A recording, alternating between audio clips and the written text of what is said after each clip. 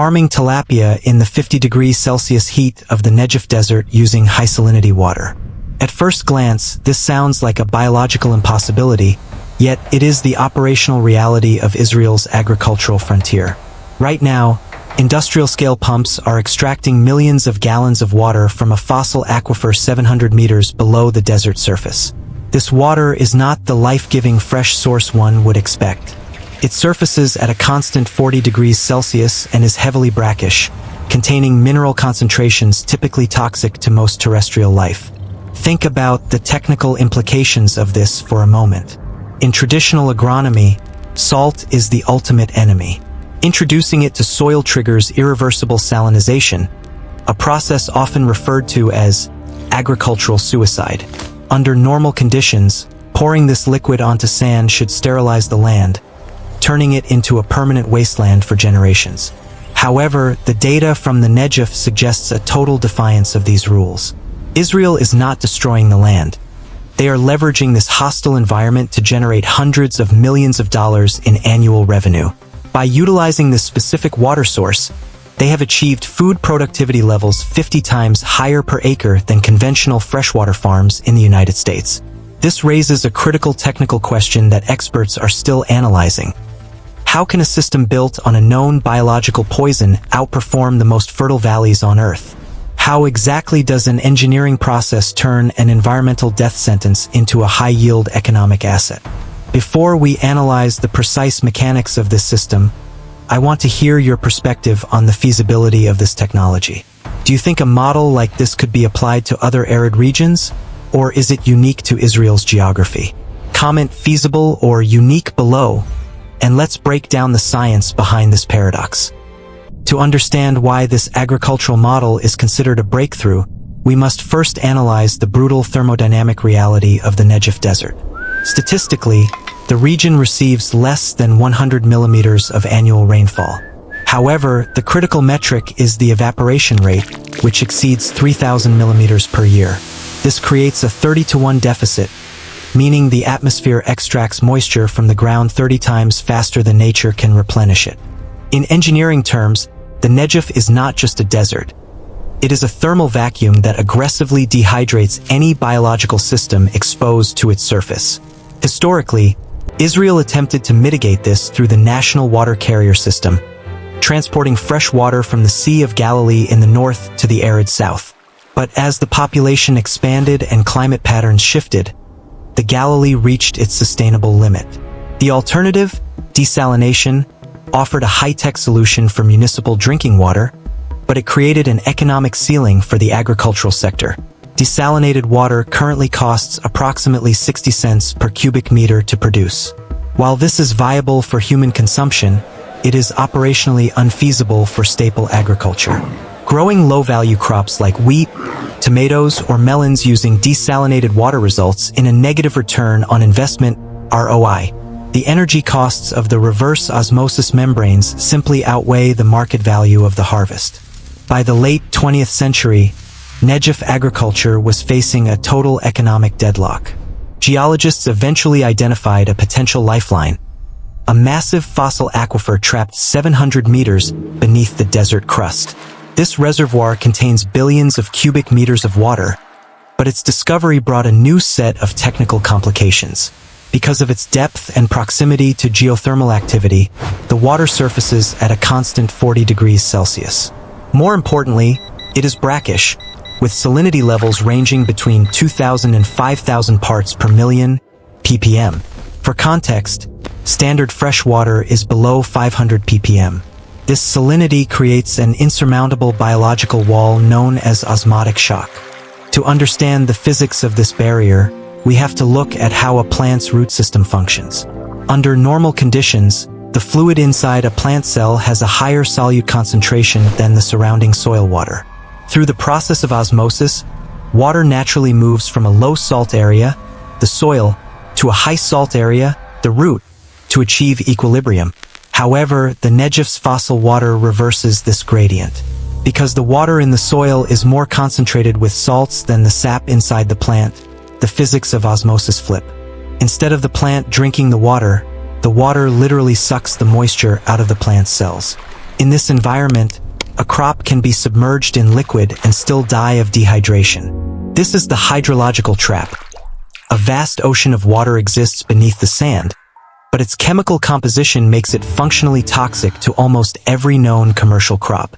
The engineers were faced with a paradox that seemed to have no logical solution.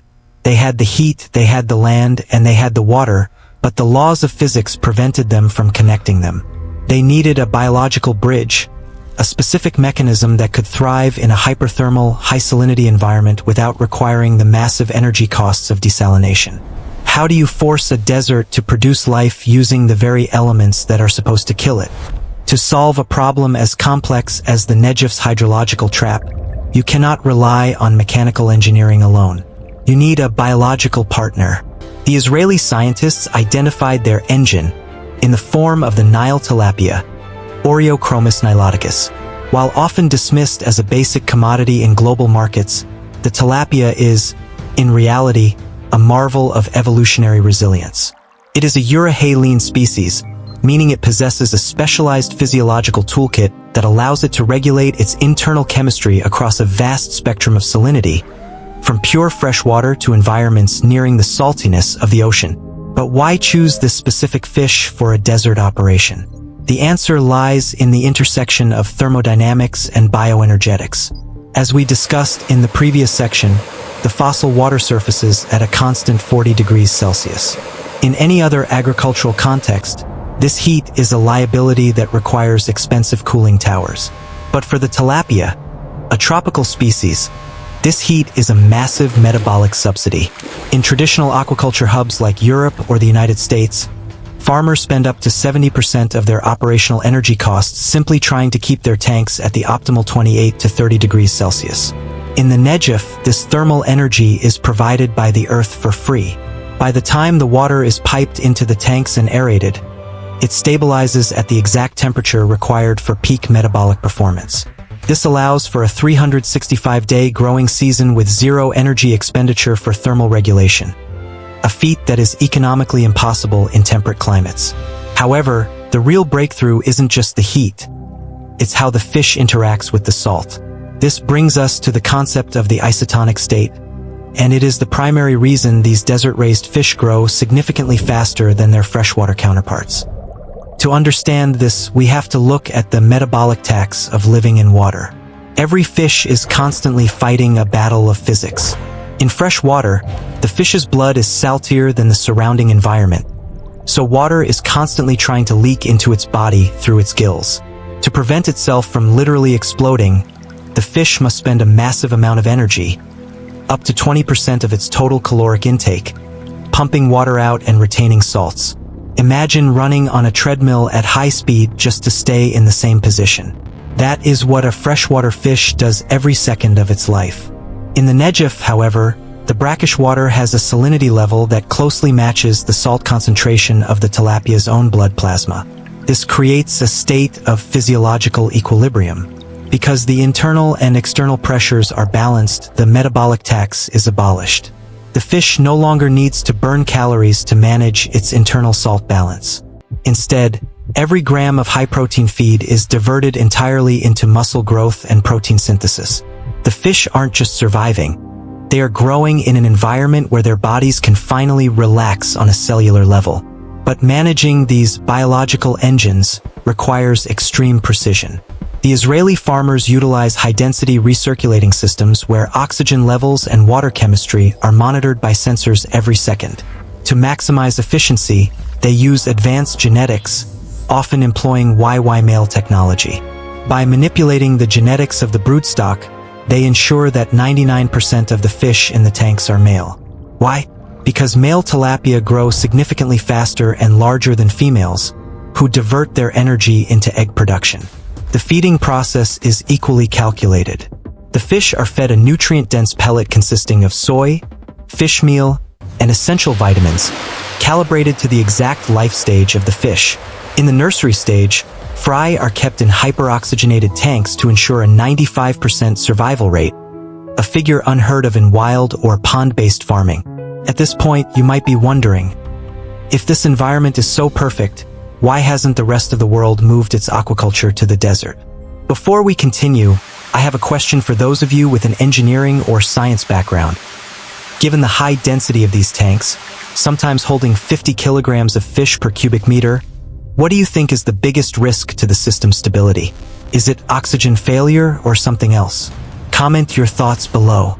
The reality is that while the isotonic state provides a growth miracle, it also creates a massive environmental crisis. High-intensity farming produces high-intensity waste. Millions of tilapia eating, breathing, and growing in a confined space generate a staggering amount of ammonia, NH3. Ammonia is a byproduct of protein metabolism, and in high concentrations, it is a lethal neurotoxin for fish. In a standard operation, you would simply flush the tanks with fresh water and dump the waste into a river. But we are in the Negev. There are no rivers, and as we established earlier, the sand is porous.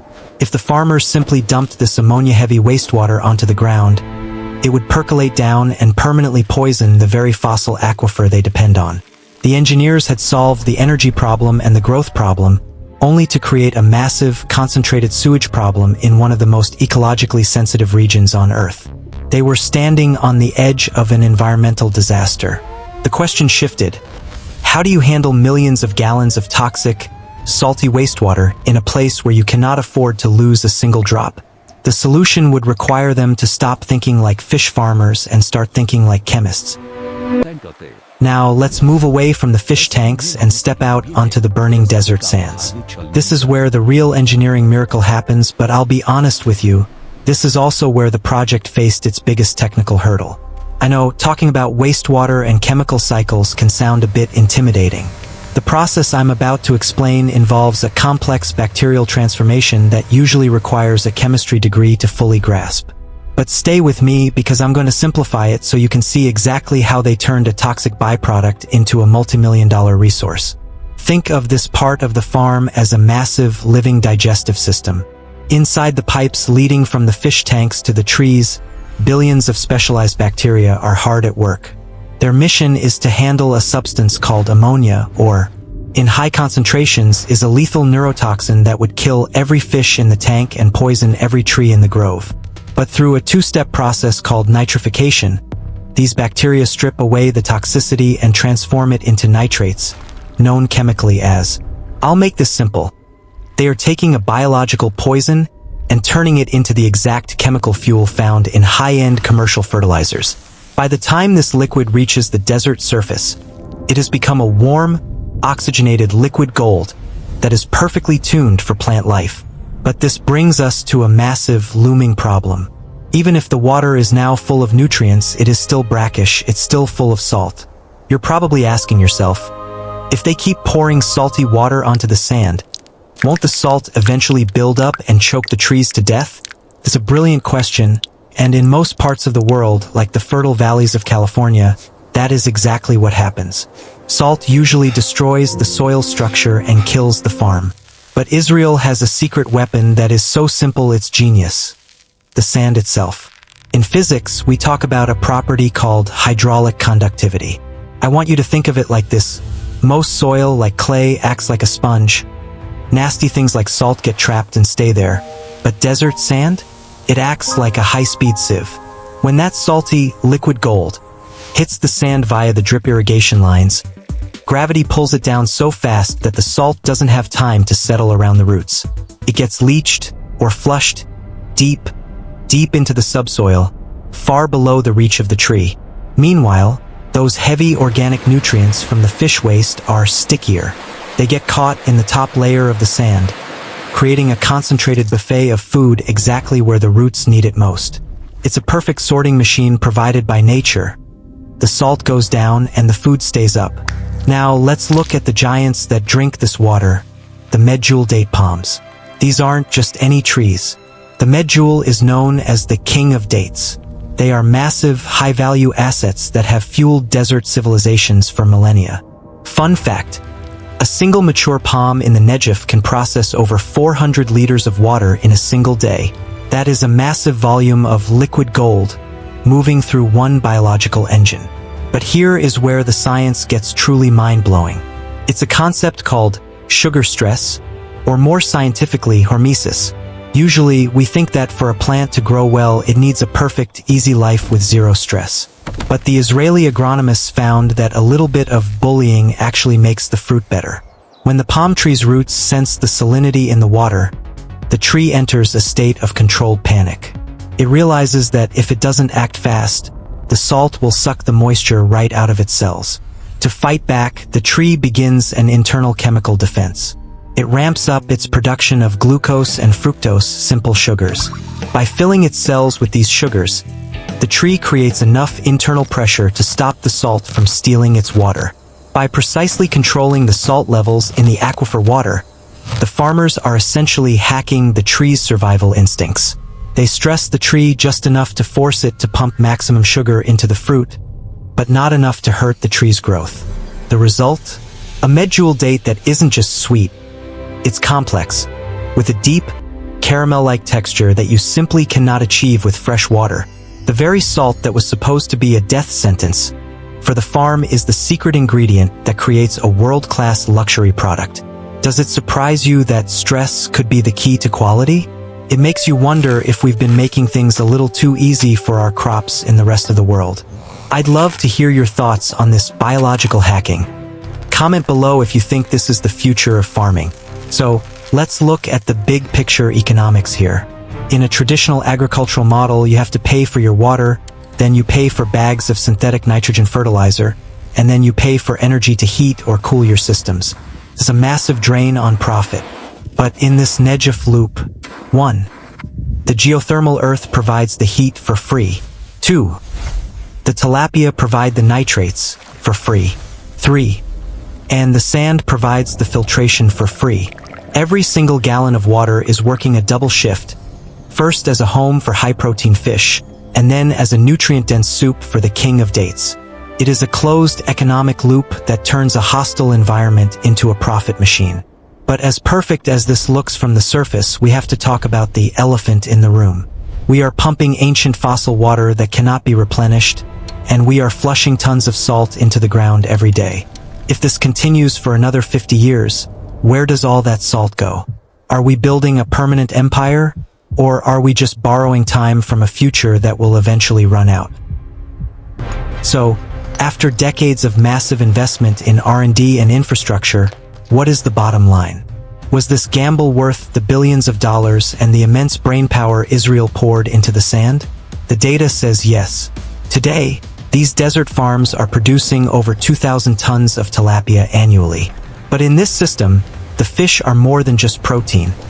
They are a high-efficiency revenue stream that generates tens of millions of dollars. Because these fish are raised in a controlled, brackish environment, they are free from the muddy taste of pond-raised fish, allowing Israel to export them as a premium product to high-end markets in Europe. But the real economic home run is the medjool date.